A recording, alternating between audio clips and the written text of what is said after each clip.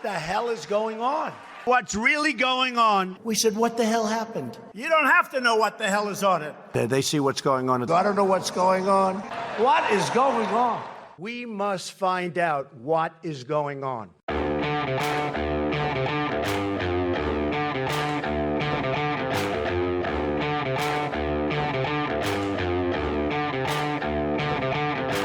Hi, I'm Mark Thiessen. And I'm Danielle Pletka. Welcome to our podcast, What the Hell is Going On? So, Dani, what the hell is going on? Well, Mark, per our new tradition, we want to reach out to you, our listeners, and remind you that one of the ways that we know we're doing a good job is if you subscribe, if you rate us, if you listen, and of course, if you recommend us to your good friends, your family, your pets, and anybody else who has an account. So, Dani, what the hell is actually going on? So, Mark, what the hell is actually going on is we're going to talk today about freedom in the world. Whether it's declining, whether it's growing, whether democracies are doing well, or whether they are, in fact, in retreat. And whether Donald Trump is to blame. That's right. And per usual, of course, it'll all come back to it's all Donald Trump's fault. Not if I can help it. That's Mark's job here. So what we're going to be doing is talking about the report that Freedom House, a Washington institution, puts out every year called Freedom in the World. If one of the takeaways from the report is that the not free world is getting not freer. Yeah, I think that's the right way to say it. But I mean, I think anybody who actually puts their mind to it, as Freedom House does as a matter of their profession, but anyone who puts their mind to it would say, yeah, Russia not getting more democratic, China not getting more democratic. The opposite. Right, exactly. Yeah. That in fact, places that are bad are getting badder. The axis of evil are. we use big words here on the podcast, like badder and worser. I know we're not. What can I say? We're not too bright here. But I think it's interesting to see this because if you think about the post-World War II era, it really was a pretty straight line of going from really egregiously horrible to better with, the apogee.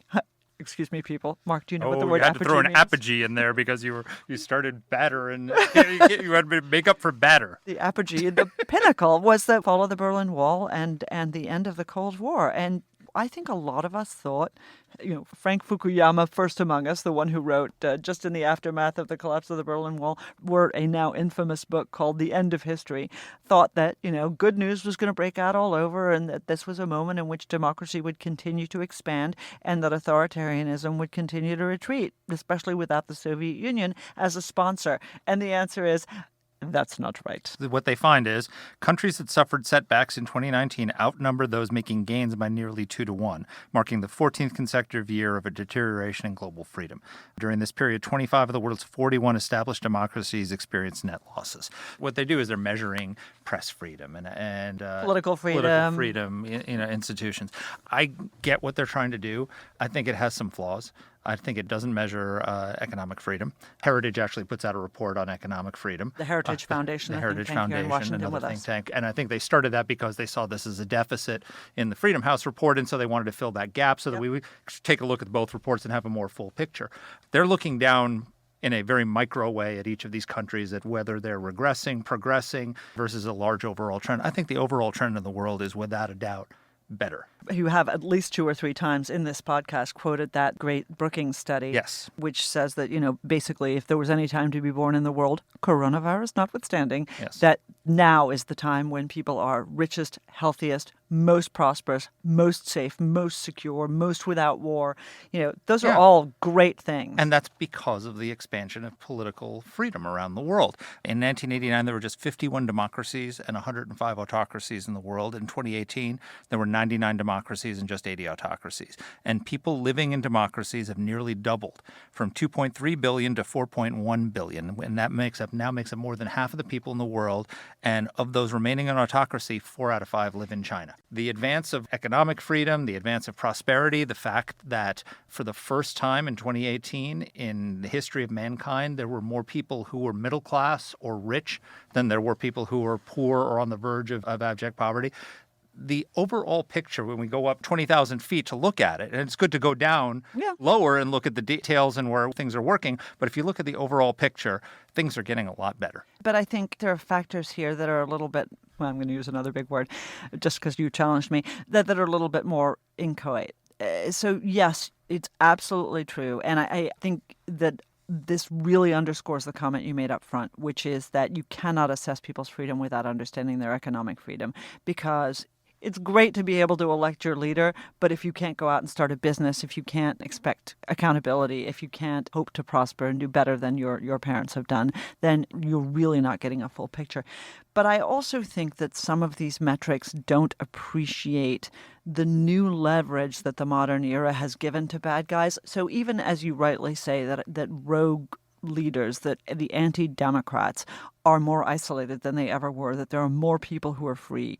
At the same time, the entry points into our systems are so much greater for them. Yes, I agree. And also the reality is that the global information age, the advance of technology, the fact that everyone has a computer in their hand, even in some of the poorest countries in the world, means that people have more access to information. I mean, one of the way totalitarian regimes in the Soviet model used to keep control of their populations and stay in power is they would create monopolies over different sectors of society. So they had a monopoly on information. You could only get your information from Pravda or whatever the Communist Party paper is. They had a monopoly on the economy. You could only get a job from the state. They had a monopoly on culture. So like if you wanted to go to the theater or the movies, whatever it was, that was all through state approved. And then they had a monopoly on the use of force, right? And so those different monopolies, over time, the internet and the access to information, we've now broken the monopoly on information. But at the same time, the same technologies that give people freedom to information also that allow China to have like facial recognition for every single person in the country. Right, and to exploit our First Amendment in order to insert what the president likes to call fake news into our system. I mean, I bet that if we polled all of our listeners, every single person would be able to point to the fact that they saw something that was actually demonstrably a lie in the last 24 hours. I know I have. Sure. Anyway, we've totally gotten off topic. So anyway, we're talking about this, and I think that the one thing that y'all are going to hear is that's stuck in our craw is that somehow populism has become, in the sort of popular liberal definitions that are used by Freedom House, populism has become anti-democratic. Not just Freedom House, I think. I think that's a right. perception. And of course, the truth is that while populism has become a dirty word, it still represents in many ways, the will of the people. I do think one of the big flaws is this notion that somehow everything about populism is anti-democratic. Well, it's the opposite. It's ultra-democratic. Yeah, in some cases, mob rule. Well, okay, but I mean, what we're saying is, let's take the United States. We had a system where we had two establishments, the Democratic and Republican establishments, and we're ignoring a large segment of the population, taking them for granted, telling them, so I know you're losing all your manufacturing jobs and your communities are stuck in opioid abuse. But NAFTA. But NAFTA. Yeah, exactly. But free trade. And free trade's going to make everything better. And we'd say things like, well, there's no net job loss. Right. Well, yeah, if you're living in Lordstown, Ohio, there's a net job loss for you. No, that's exactly right. So, I mean, I think it's a testament to our democracy that these people were able to rise up, organize, and that the candidates came out and spoke for them. And them. I would say, by the way, 100% exactly the same about the Bernie bros. And then in Europe, you have the same thing where you have a lot of populist parties rising up. Well, why are these parties rising up? Because over the last 4 decades, they've consolidated power in the European Union, which is a fundamentally undemocratic institution because the power is all held by bureaucrats who don't answer to anybody. They would force these countries to join by having the same referendum over and over again until they got it right. Decisions that had been made locally about like what kind of cheese you can make and what kind of, all these things about traditions and cultures going back hundreds of years, they're suddenly told you can't have that mold in your cheese anymore. It's like, well, sorry, I want that mold. Exactly. And so, quite frankly, that's what happened with Brexit, is that Brexit was a populist rebellion against centralized power. Milton Friedman had a great quote in Capitalism and Freedom that has always been a touchstone for me, which is that decisions should be made at the most local level. Because if I don't like the laws of my town, I can move to another town. If I don't like the laws of my state, I can move to another state. But if I don't like the laws of my country, where do I go in this world of jealous nations? And now when you take it to supranational, where do I go if I don't like the laws of the supranational government? So what's happening is they concentrated too much power, And people have pushed back. And I think that's actually a sign of the vibrancy of democracy. Well, but there's been some overcorrection as well. But I mean, for example, the elements of xenophobia. What is the right line to draw between a responsible system of immigration, which you and I both support, and not just support, but are really enthusiastic about, Yes. and an irresponsible system of immigration in which people storm your borders, whether it's from Turkey and Greece or it's from Mexico or wherever it's from. There's a line there, and it certainly has been crossed. And this is one of the factors that the folks at Freedom House look at. And, I think you and I both think that they got that a little bit wrong, but we'll talk it through and allow a little bit of pushback. But it's at the end of the day, the reason that I know you and I both love having this conversation is because this is the right thing to talk about. Democracy in the world is what we want. This is what the United States stands for. Even when we get the judgment wrong, and we do sometimes, I like the fact that we prioritize it. Our European friends and allies like to sneer at us, but the reality is that the United States has cared more and put more into democratizing the world than they have, hands down. Including them. Right. Including them. Yeah. Including them, They'd all be for speaking sure. German if it wasn't for us. There you go.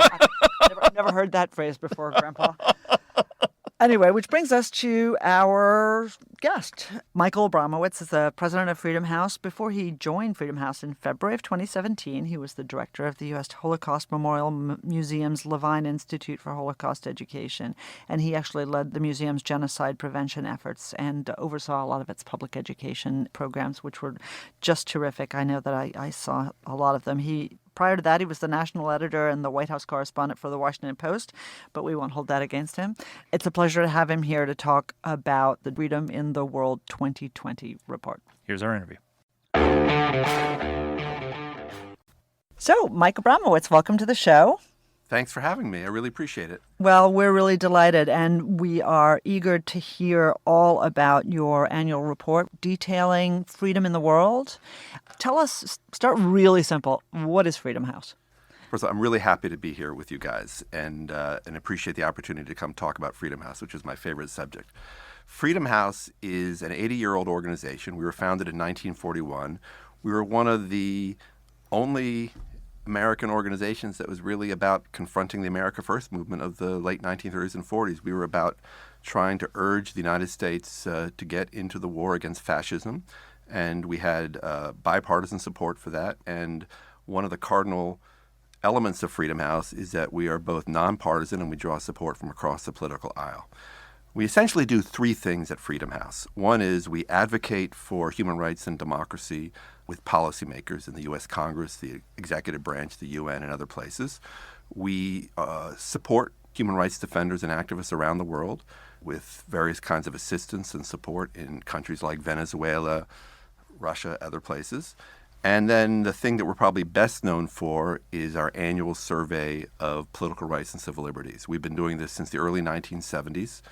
We rank every country in the world on a score of 0 to 100, and we group the countries into the free countries, green, the unfree countries that are purple, and the partially free countries that are yellow. And we've been tracking freedom for close to 50 years. Before you get into the specifics of the report, you've been tracking this for 50 years. How's freedom doing over the last 50 years?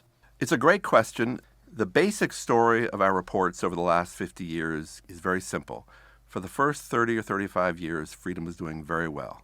Our report started in 1973, a kind of a nadir. There was a communist bloc. You had Russia under communist tyranny. You had Eastern Europe. And in 1974, starting with the democratization of Portugal, there was the so-called third wave of democratization, which Samuel Huntington identified. And really, over the next 35 years or so, there's a tremendous growth in the number of world's democracies, and going up to about 120 or so. There's tremendous democratization, and the biggest inflection point was the fall of the Berlin Wall, which ushered in democracy in Eastern Europe, and we thought perhaps eventually in Russia, although it hasn't quite turned out that way. So that was the first part of the story. And then the last 10 to 15 years has been what we call a democracy recession, that every year for the last 14 years, there have been more countries that have had declines in their political rights and civil liberties than those that have had improvements. And that is happening all over the world. It's happening in every continent. We're still ahead of where we were 50 years ago, but we are definitely in a declining moment, and democracy is really on its back heels everywhere in the world. So let me ask you a really, really basic question. And, you and Mark and I have actually known each other a really long time. I don't think I've ever asked you this question. How does Freedom House define freedom? I mean, it's one of those things that in so many ways must be in the eyes of the beholder, and yet you have somehow managed to put it with a metric. Right. The fundamental thing that we measure is political rights and civil liberties. The one thing that our scores do not capture, and we get some criticism from time to time, is kind of economic freedom. Of course, economic freedom is kind of in the eyes of the beholder, right? There's some people who think economic freedom is, businesses being free of the government regulation. Others think it's, like Bernie Sanders, everyone should have a right to a guaranteed income or something like that. So obviously the hallmark of that is having free and fair elections. You can't have a democracy without elections that are free and fair. But that's not the only metric that's important. You have to have freedom of expression. You have to have an independent press to hold the government accountable. You have to have freedom of association so that civil society can hold government to account. So we look at 24 different indicators. We put them up on our website so everyone can see what they are. We rate how every country is doing against each of those metrics, and we come up with a score. That's basically how we look at freedom. Let's talk about this year's report. There were a couple of headlines. One of the things that when Mark and I were just discussing our impressions before we got on air was China, which you guys have talked about and which we should cover a little more, because I think the way I described it was that China was moving away from authoritarianism towards totalitarianism. And we've really seen that with the coronavirus and how that's been treated as well. But the other one that I think a lot of people will be shocked by, and that doesn't get a lot of attention in the United States despite its unbelievable size, is India. Yes. So tell us, what's the headline there? Well, I think there are a couple of big themes of the report this year.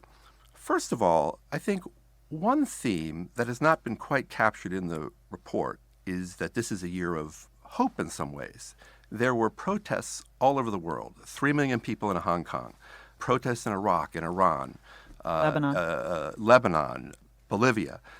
Also, the country that I really think a lot about with this respect is Sudan, right? Amazing. Which for 30 years had been ruled by a brutal dictator who, in fact, had been indicted by the International Criminal Court for genocide in Darfur. And I never thought that things that would be good would happen in Sudan. But in fact, there was a relatively peaceful revolt in Sudan, and Bashir may be off to the International Criminal Court. So I do think that the first thing I think about with respect to 2019 is that it was a year of hope, that it really said to me that there are people around the world who believe in freedom and human rights. This is not just a Western implant or a U.S. implant, that people generally want to live in a free society with free rights. That's a great headline, by the way, Mike, because one of the things that I hated most about the aftermath of the Iraq War was the suggestion that people really were better off living under a dictator like Saddam Hussein, and that whether you thought the Iraq War was a good thing or a bad thing,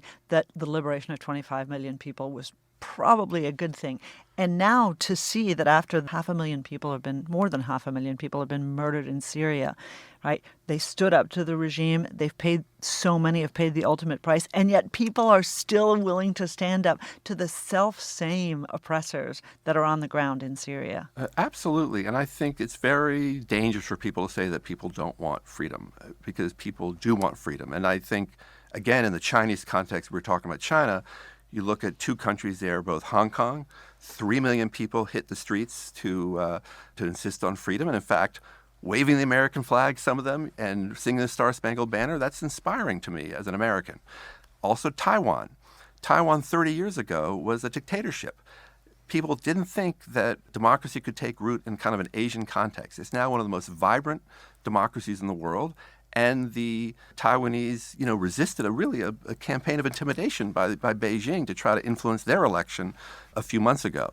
You've seen in some countries like Iran, where there is just an incredible push by the ruling theocracy to repress people there. In Hong Kong, it's going to be interesting to see how that happens. I suspect that Xi Jinping, he has his hands full now with the coronavirus, but he may be kind of biding his time I'm not terrifically hopeful there. It's going to take a while for this to play out, but I think that's a really important element of this year. I think a second element of this year that I think is kind of interesting is the fact that there's been kind of an attack on pluralism and an attack on vulnerable groups. I mean, two big cases come to mind here. China, which has packed off a million or so Uyghurs to concentration camps.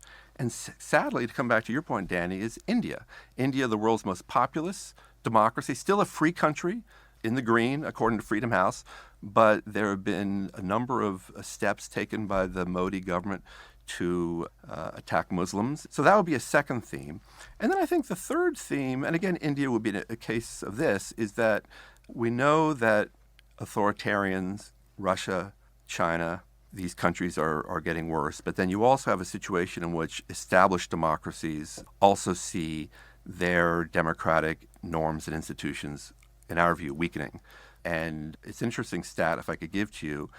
Out of the 41 strongest democracies that we've covered over this last 14 years of democratic recession, at least 25 of them have had setbacks in political rights and civil liberties of some kind, in rule of law, in freedom of expression, academic freedom, and the different things that we measure. There's been a setback in democratic government. So that's sort of the third theme of this year's report. So I'm going to challenge you on that in a moment. Sure. But we want to start more with an area where I think we agree, which is one of the things that struck me about the report is how in the not free world, it's becoming more not free. That China, as you pointed out earlier, there seemed to be a move from totalitarianism to authoritarianism. We're now slipping into authoritarian cult of personality a la Mao Zedong with Xi Jinping.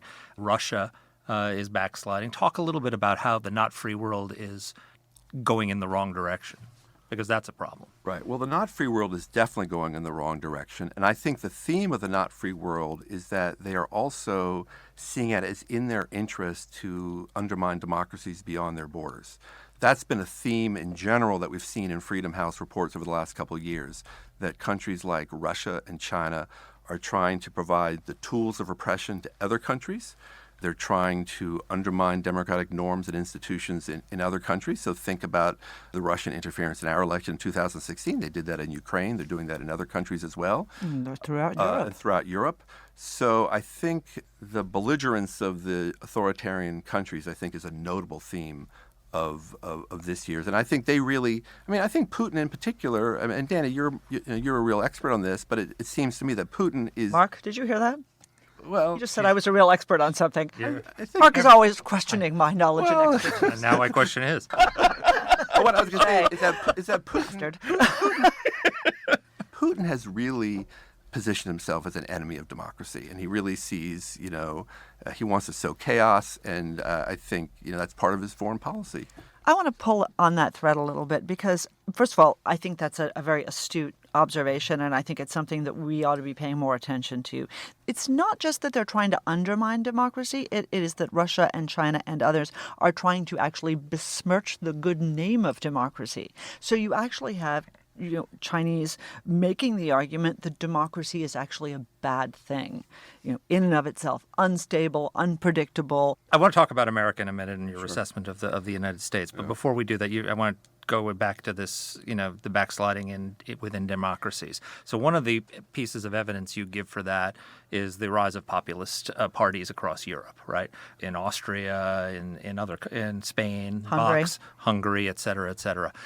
I don't know that I agree with you that is a sign of democratic backsliding. One of the issues in Europe has been problems that they have is that in adopting this supranational pan-European government, it's very unresponsive to popular will. The elected parliament has no power. It's all bureaucrats in Brussels who make all these decisions. And so as a result of that, there's been a lot of people who felt that their voices weren't being heard and that they're not being taken into account democratically in decisions that are being made that affect their lives. And so you had Brexit, and you've had the rise of these parties.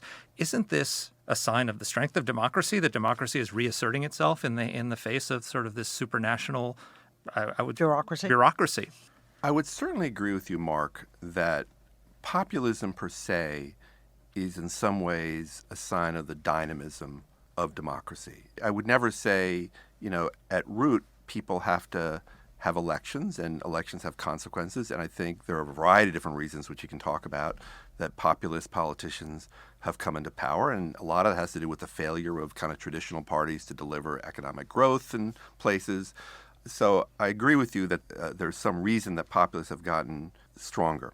I think the problem is that in certain countries, and I think Hungary is a good example, populists have gotten into power and have really attacked, strong, important institutions of democracy, whether it's having a strong independent press, whether it's having an independent judiciary.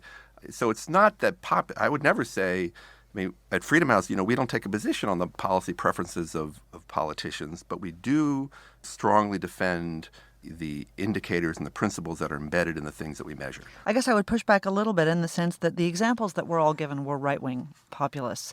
In fact, I think, I happen to agree that I think that a lot of the populist parties that have arisen in Europe are actually ones that would like to roll back democratic gains.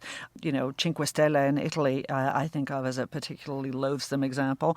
La Lega, the same. But there are plenty of them. But then there's the Communist Party that has had a real resurgence also in Central Europe, in the former Soviet bloc, where you've seen former communist officials also rising back up, and yet none of those get a mention. Is that an oversight, or?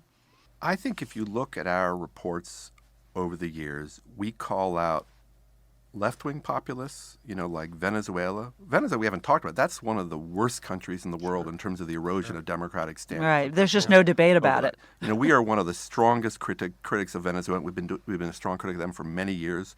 We've been a strong critic, of Cuba, of China, and then we're also a critic of the actions, not of right-wing populists. So I think if you look at the way we've approached this, we have really tried to be even-handed on this. We are not an organization that only calls out certain forms of attacks on freedom. We call it across the board. People may not like it when we go after their particular favorite dictator, but we really do. But we do, and we all have one, don't we? But we do try to look at it in across the board. I want to ask you a question and to get into the issue where I'm going to preclude Marc from leaping upon you and beating you about the head and shoulders. I would not. Wouldn't you? No, I wouldn't. He's so nice. He's such a nice person. So I want to ask you about the America section a little bit. About the U.S.? Yeah. Mm-hmm. Everybody who listens to our podcast knows that Marc and I don't agree always about, particularly about the Trump administration. But one area where I suspect the three of us all agree is our country is stronger for immigration. Our country is stronger because it has been enriched by immigrants. But one of the things that you note in the report as a sign of a democratic attrition is our asylum policy. So I'm second to no one in my belief that this is the right thing for America to do. But that system has been abused beyond compare by human traffickers, mostly coming through Central America, who are exploiting children, women, families, and our system. And I don't think that standing up to those people is a sign of democratic attrition in our country. Why do you say it is? Okay. Number one, America's a free country. It's one of the strongest democracies in the world.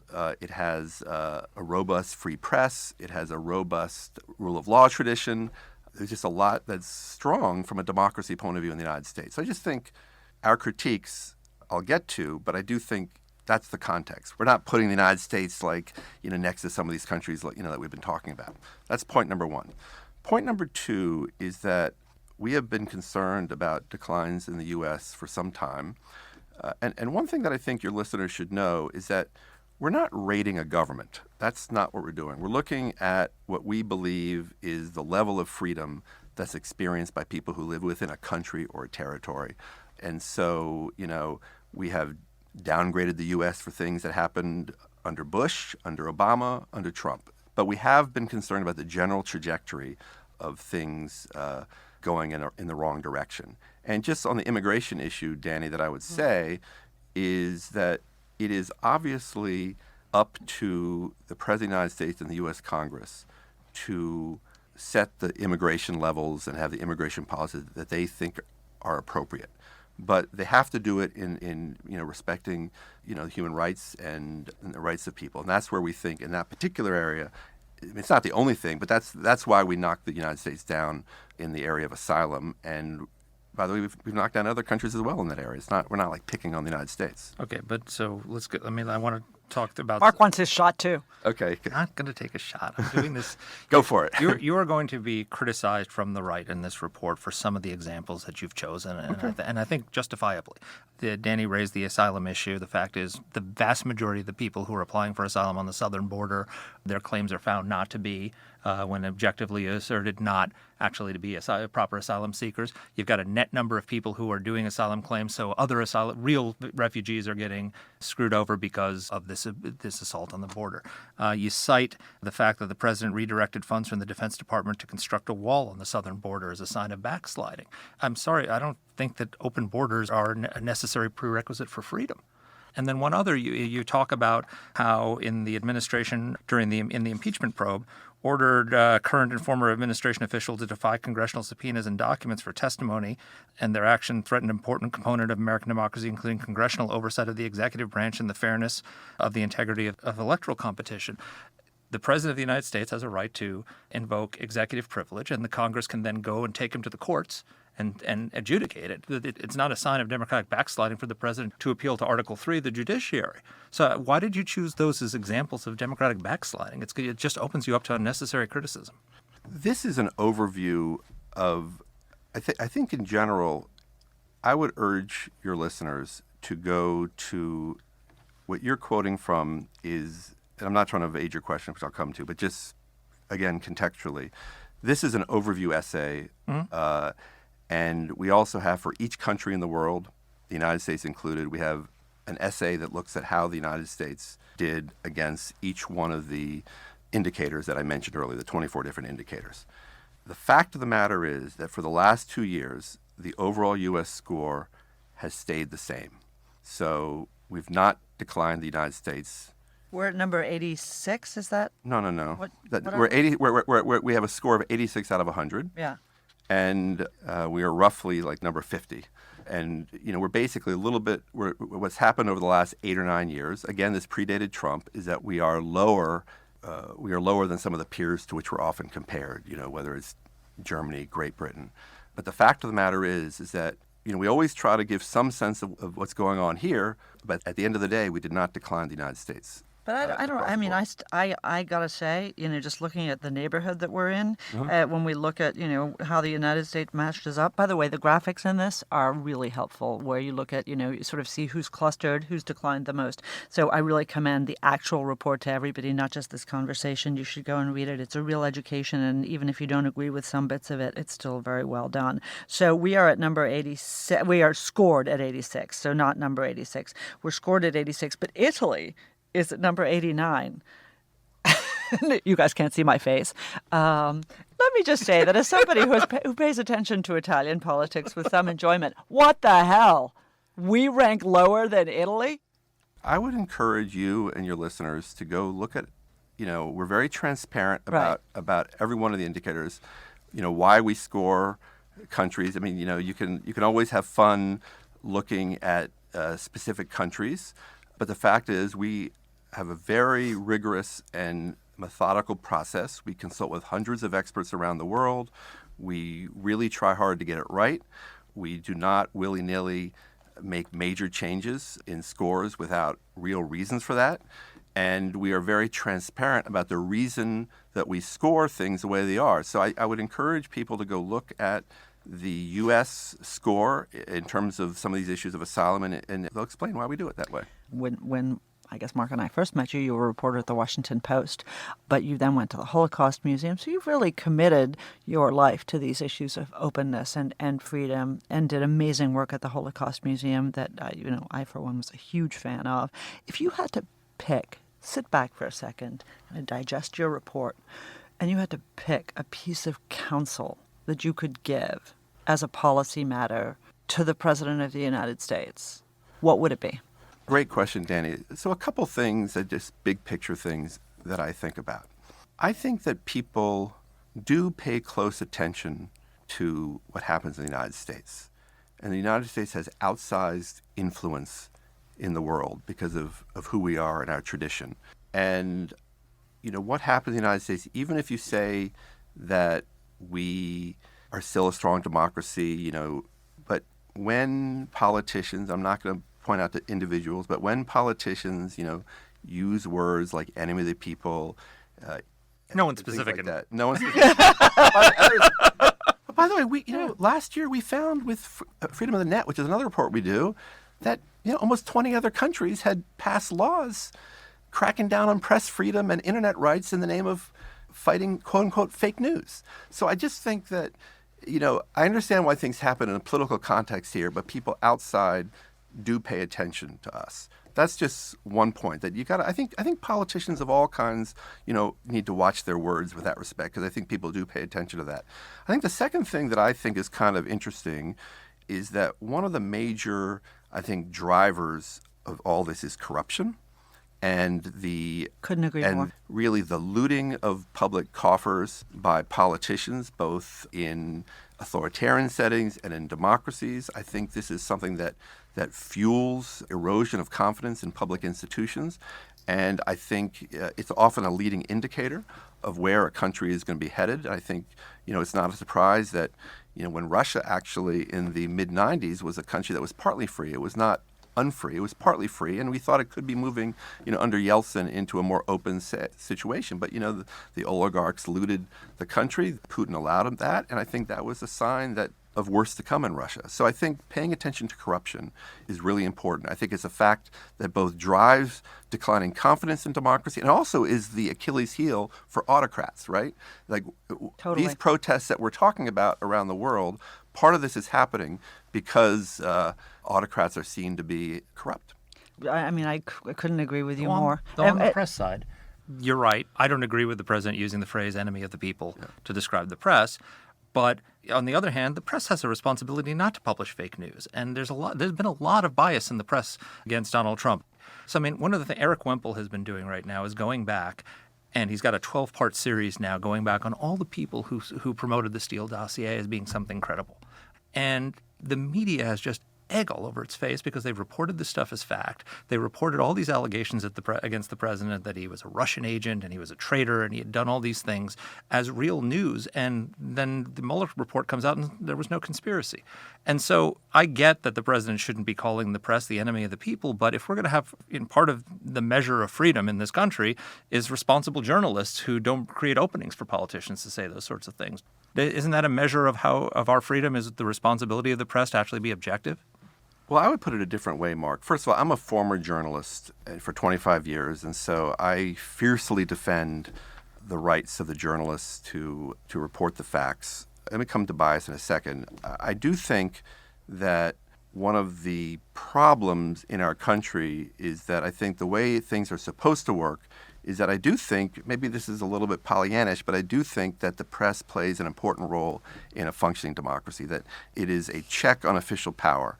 And even though the press can make mistakes and the wrong things, in the end, if you don't have a free press, then government is really going to be endangered. And I will say that while we've been critical of different elements of U.S. democracy over the last 10 years, I do think that one thing that I'm very pleased about is I do think that the U.S. press system is very robust. As much as you complain about things, and one complains about things, we're not throwing journalists in jail, journalists are not being murdered. You can pretty much have a range of opinions about anything you want, whether right to left and so forth. You're right, but there was there was an era that we went through in America when we had what was called the yellow press. And while, again, I am probably harder on Donald Trump because I think he has demeaned and coarsened our discourse, although I think there are plenty of other people who hopped on very happily. Now, again, you don't want to get in the middle of this fight. That in and of itself, I don't want to call it a too free press because that's a weird construct, but that step over from what you call reporting and we believe is reporting into editorializing is a thing that I think also can erode democracy. If you look at the polls, the credibility of the press is at a very low point. Absolutely. And it's not because Donald Trump calls them the enemy of the people. They brought a lot helps. of this on themselves. But they brought a lot of this on themselves. But he helps. And I agree with you. A free press, a credible press, is vital to a free society.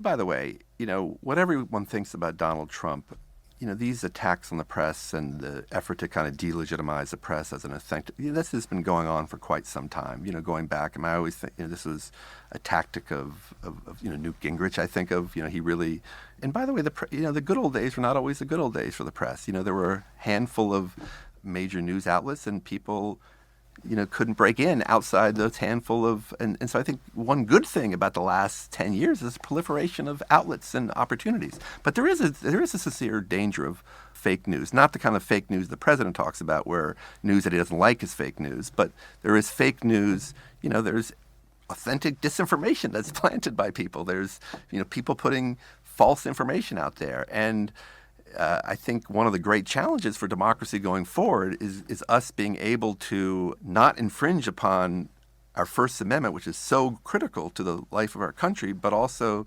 try to avoid this. That's a perfect place to end because, I think we both agree with you is that you don't want our freedom to be used against us. And that is one of the things that we have seen, and that is a real risk for us as we keep our doors open to Russian bots and North Korean influences. Mike, thank you so much for taking the time. We're really honored, and congratulations. I'm really appreciative of being on the podcast. I admire both of you, and thank you for letting me be here. So first of all, I'm glad that Freedom House does this report. I think it's really important for us to measure these things, and I give them a little bit of a pass on their assessment of the United States because, in fact, they did not reduce our score. But I was really concerned reading the narrative that they put out. They counted the fact that we've reached agreements with Mexico and other countries to have asylum seekers stay out of country while they make their claims. They criticized Trump for building a border wall. These are not declines in freedom. I mean, open borders are not a requirement for democracy. And then they needlessly waded into the whole impeachment situation by, saying that basically Trump's denial of congressional subpoenas was somehow a sign that democracy was declining. That was weird. That was weird. And it's unnecessary. We'll put the link up with the transcript of this podcast so that you guys can look at it yourselves. But one of the things they have here is a picture of the Trump-Zelensky call. Now, I actually think, and you and I disagree about this, Mark, since we have already argued about it today.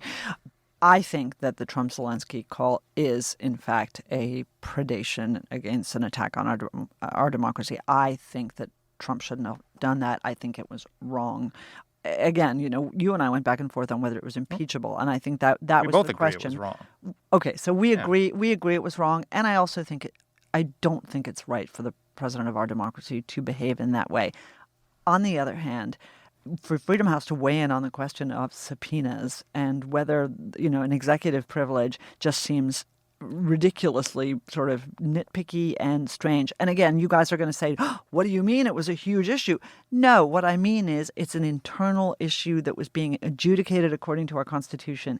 And as far as I'm concerned, our democracy is working when something is being adjudicated according to our Constitution. Absolutely. And, all these things, if you care about refugees, like Freedom House does, like you do, like I do, the fact is that there's only so many people in the bureaucracy that can adjudicate these refugee cases. And so if you have thousands of people coming over the border with false refugee claims and false asylum claims, we both agree that we should be taking more refugees from other places. We want more refugees, but we want legitimate refugees who are actually qualified. I do not know why the community that cares about this, the human rights community, is not more outraged about the manipulation of our asylum laws. Trump, and they can't side with Trump on anything. Well, they are wrong because this is destroying it for people who actually need asylum, for Syrians who need our help, for Uyghurs, for North Koreans, for people who are genuinely fleeing from whether it's from Africa or from Latin America, wherever it's from.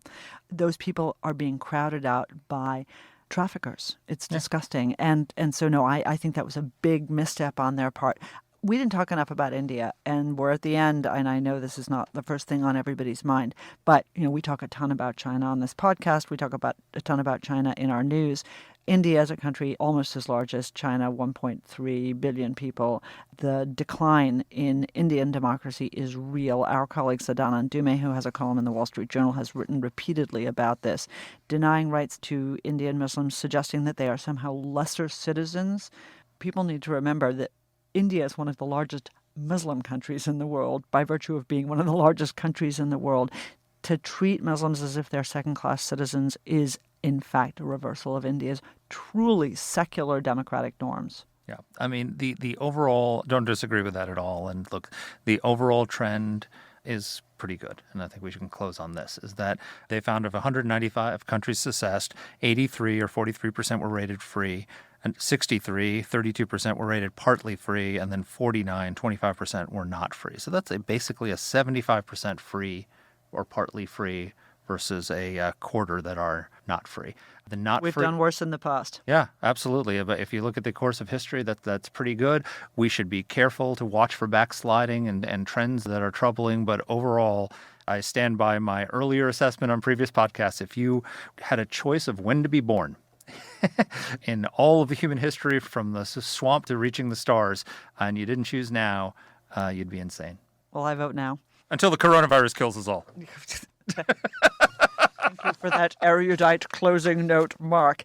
Thank you guys for listening. We'll see you next week. Talk to you soon. And our team here at AEI is Alexa Santry, Matt Weinset, Jen Moretta, and Macy Heath. Let us know what topics you'd like us to cover. You can get in touch with the show by emailing us at whatthehell@aei.org. Or you can reach us on Twitter. I'm at @dpletka. And I'm at Mark Thiessen. That's Mark with a C. Please rate and review the podcast. If you like the show, please subscribe, share it, comment on Apple Podcasts, or wherever you're listening to this. Thanks for listening.